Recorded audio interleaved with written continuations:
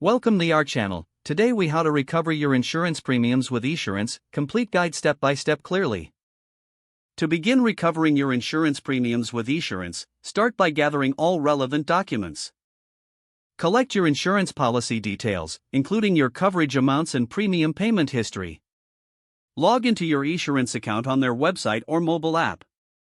If you don't have an account, create one using your email and policy information. Once logged in, navigate to the Claims section of the dashboard. Here, you will find options to start a new claim or check the status of existing claims. Select File a Claim to begin the process for recovering your premiums. Carefully fill out the required information, detailing the reason for your claim. Include any pertinent documentation, such as receipts and previous correspondence with Esurance.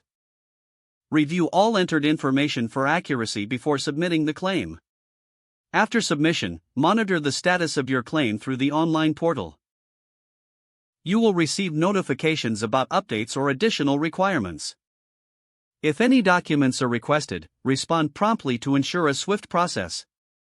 Once your claim is approved, you will be informed of the reimbursement amount. Confirm the payment method you prefer, whether it's direct deposit or a check. Keep track of the timeline for receiving your reimbursement. If you encounter any issues, reach out to Esurance customer support for assistance.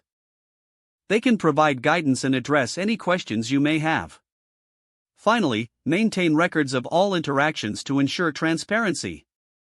Following these steps will help you efficiently recover your insurance premiums with Esurance. If the page does not load, refresh the browser or try again in a private or incognito window. Make sure you are using the correct email address, then retype it carefully to avoid small typos. If your password is not accepted, use the reset option and create a new strong password you can remember.